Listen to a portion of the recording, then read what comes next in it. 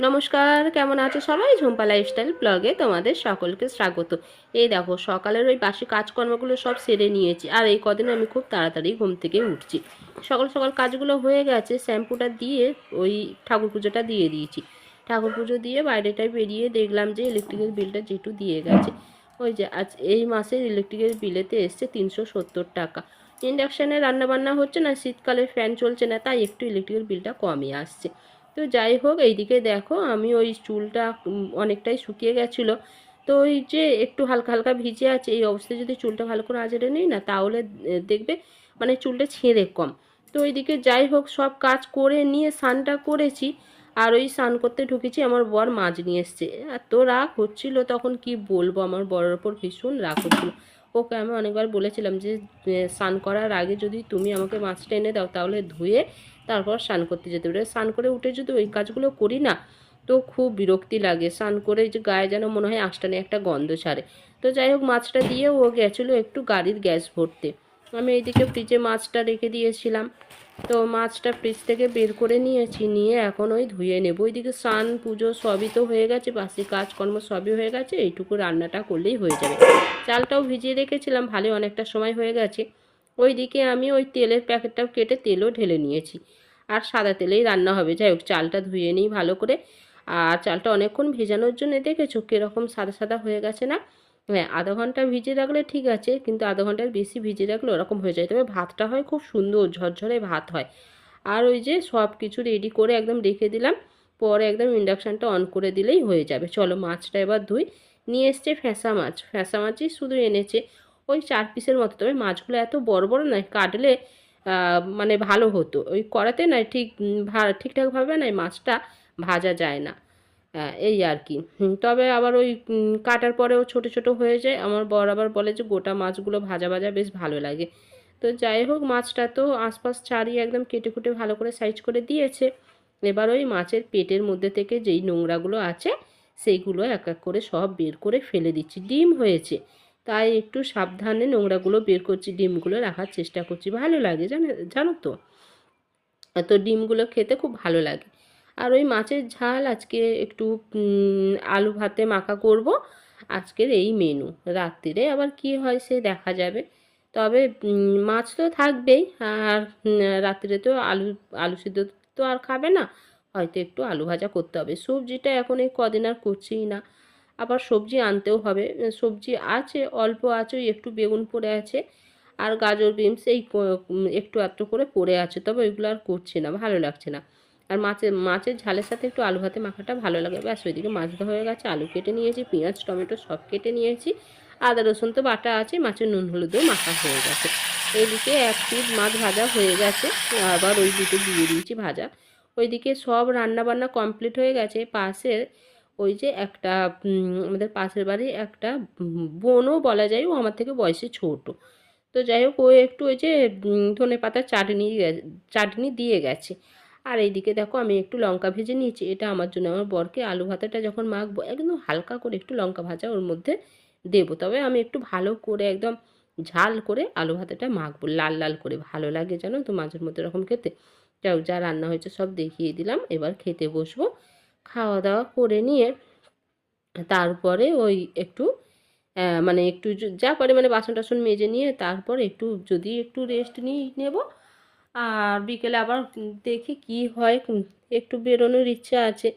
একদম না সারাক্ষণ ঘরের মধ্যে থাকতে ভালো লাগে না। বর যখন মাঝের মধ্যে বাড়িতে থাকে না, তখন একটু ওই বেরিয়ে পড়তে ভালো লাগে। ওই খাবার জল আনতে যাবে বলছিল, তো আমি ওকে বললাম যে খাবার জল যেখান থেকে নেয়, তো সেখানে একটু ওই পাশেই ওই হরিনাম হচ্ছে। তো ওকে বললাম, বলি যে যখন যাবে তাহলে আমি তোমার সাথে বিকেলে একটু বেরোবো। তো বললো ঠিক আছে, দুজনে মিলে একটু ঘুরে আসবো, ভালোও লাগবে। ওইদিকে সব কাজ হয়ে গেছে, এখন ওই বাইরের গেটটা দিয়ে দিলাম, একদম টিপটপ হয়ে গেছে। গ্যাস ওভেনটাও মুছে নিয়েছি, পরিষ্কার পরিচ্ছন্ন সবই। এখন এবার একটু রেস্ট নিলাম, নিয়ে দেখো বিকেলবেলা এখন চলে এসছে আমার বড়ই। বিকেলে আজকে সব জল ভরে রেখে দিচ্ছে, সকালে তো কাজে বেরোবে, তাই বিকেলে যদি একটু ভরে রেখে দেয় তাহলে ওরও একটু সুবিধা হবে। আমি তো অত বড় বড় বালতিগুলো চাগিয়ে নিয়ে যেতেও পারি না। তো চলো, ও হাত মুখটা ধুয়ে নিল, আমি এখানে দাঁড়িয়েছিলাম। আমিও গিয়ে একটু হাত মুখটা ধুয়ে ওই তারপর একটু সন্ধে দেখিয়ে নেব, তারপর বেরোবো। বললাম না যে একটু বিকেলে আমার বর খাবার জল আনতে যাবে, ওর সাথে বেরোবো। আর এখানে দেখো জল ভরা হয়ে গেছে। এখন ভালো করে হাত মুখটা ধুয়ে নিয়ে ফেস ওয়াশ দিলাম মুখে, দিয়ে সন্ধ্যা দিয়ে তারপর এখন দেখো একটা জামা পরে নিয়েছি। এই দেখো আমি রেডি হয়ে গেছি, আমার বরের সাথে একটু বেরোবো। আর একটু ফুচকা খাওয়ারও ইচ্ছা আছে। এই দেখো বরের সাথে খাবার জল আনতে এসে কোথায় এলাম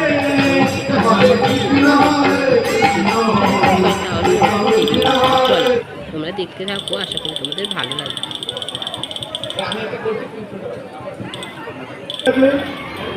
খুব সুন্দর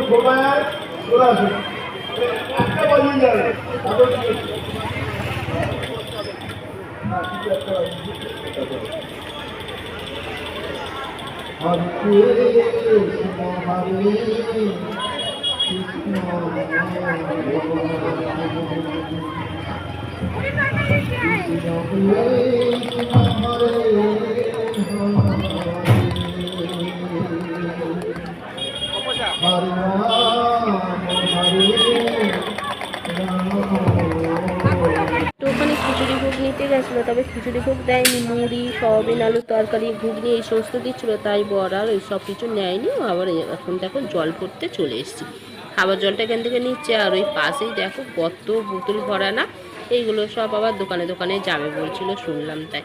তো যাই হোক চলো জলাস নিয়ে ওখান থেকে ফুচকা নেব, ফুচকা নিয়ে দেখো বাড়িও চলে এসেছি। এখন এবার খাবার পালা। ফুচকা বাড়িতে নিয়ে চলে এসছে, কারণ ফুচকার দোকানে এত ভিড় হয় না, তার অতক্ষণ ধরে লাইনে দাঁড়িয়ে দাঁড়িয়ে খেতেও ভালো লাগে না, তার জন্যই বাড়িতে চলে এসেছি। চলো আজকের ব্লগটা অনেকটাই বড় হয়ে গেল, হয়তো তোমাদের মানে একটু কষ্ট করে দেখে নিও, কারণ অনেকটা বড় ব্লগ আমি খুব একটা বেশি দিই না, ছোটোর মধ্যেই রাখার চেষ্টা করি, তবে অনেকগুলো ক্লিপ নেওয়া হয়ে গেছে তো তাই। আলু ভরি দাও, এত বড় বড় ফুচকা দেয়, গাল হাঙা করে খাওয়া যায় না, লোকের সামনে বড় করে হাঁ করে ফুচকা খেতে হয়। এ বাবা এটা তো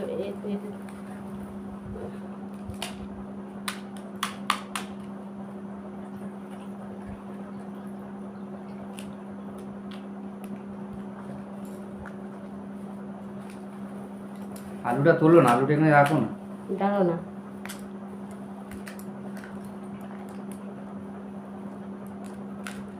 আলুটা সরাই প্লাস্টিকটার ভিতরে ঢোকা।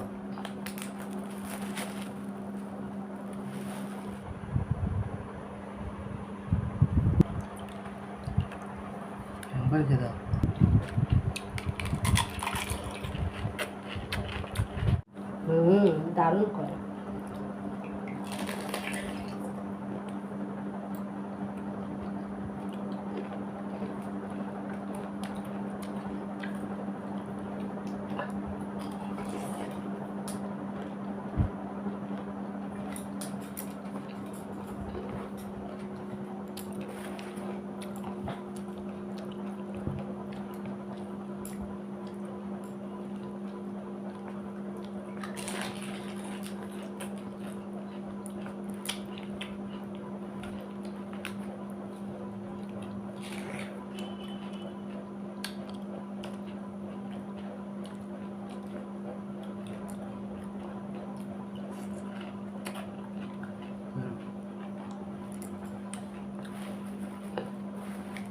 চলো ফুচকা খাওয়া তো হয়ে গেছে, প্রায় 1 ঘন্টা হয়ে গেছে। তারপর দেখো এখন চলে এসেছি একটু লিকার চা বানিয়ে নিতে, একটু আদা দিয়ে দিয়েছি, জানো তো এই লিকার চায়ের মধ্যে একটু আদা দিলে ও খুব সুন্দর লাগে খেতে, আর গলাটাও একটু ব্যথা ব্যথা আছে, তবে আদা চা খেলে ভালো হয়ে যাবে। তো যাই হোক ওইদিকে চা বানানো হয়ে গেছে, আমার বরকে বললাম যে একটা বিস্কুটের প্যাকেট আছে ওই প্যাকেটটা কাটার জন্যে, আর এইদিকে আমি চাটা রেডি করে নিয়ে চলে এসেছি।